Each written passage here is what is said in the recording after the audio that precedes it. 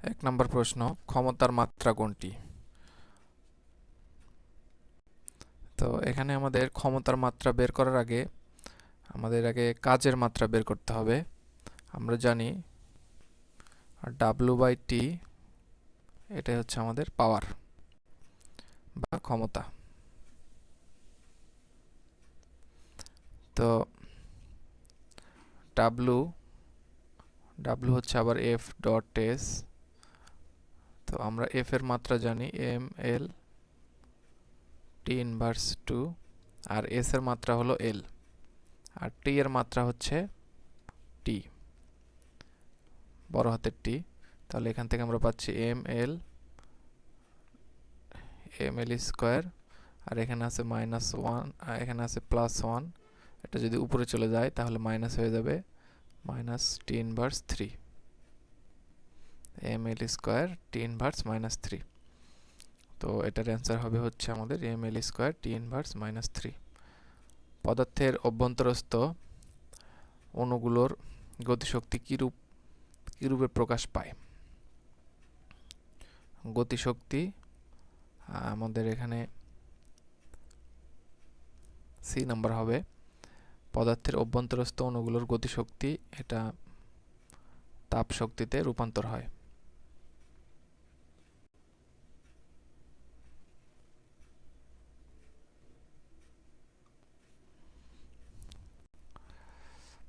শক্তির সবচেয়ে সাধারণ রূপ কোনটি?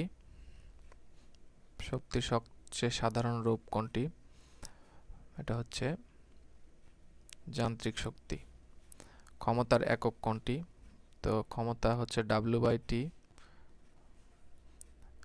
এটা হবে হচ্ছে আমাদের জুল পার সেকেন্ড, অথবা আমাদের এই জুল পার সেকেন্ডকে বলা হয় ওয়াট।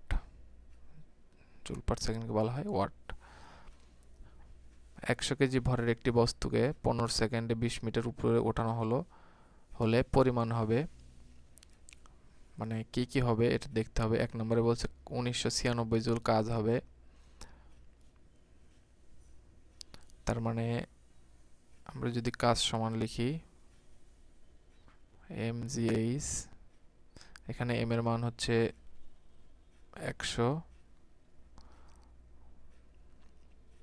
g এর মান হলো 98, আর h এর মান হলো 20। তাহলে এগুলো যদি গুণ করি তাহলে এখান থেকে আমরা পাবো 1996 জুল। তার মানে এটা ঠিক আছে। তো বলের পরিমাণ কত? বল এখান থেকে আমরা পাবো F সমান ma, তো 100, আর a হচ্ছে আমাদের যেহেতু বেগ এখানে দেওয়া নাই,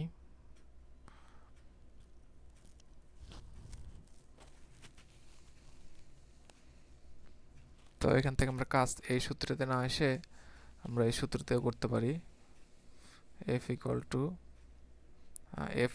= W, এখান থেকে আমাদের W এর মান দেওয়া আছে 1996 জুল, আর S এর মান দেওয়া আছে হচ্ছে আমাদের 20। তো এটা থেকে যদি 20 দিয়ে গুণ করি, ভাগ করি, তাহলে এখান থেকে আমরা পাবো, এখান থেকে যদি আমরা কাটি তাহলে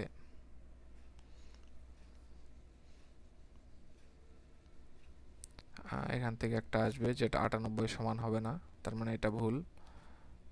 3 নম্বরটা ক্ষমতা বের করতে হবে। তো এখান থেকে হচ্ছে mgh/T। তো mg এর মান হচ্ছে এখান থেকে আমরা পাবো 1996। এটাকে আমরা যদি গুণ করি, ভাগ করি 15 দিয়ে, তাহলে এখান থেকে আসবে হচ্ছে 1.1310। একে যদি 1000 দিয়ে ভাগ করি তাহলে এখানে আমরা কিলোওয়াটে পাবো, তো 1.310। তো 1 এবং 3 নম্বরটা ঠিক আছে, তাহলে এখান থেকে আমরা বলতে পারছি বি নম্বরটা সঠিক।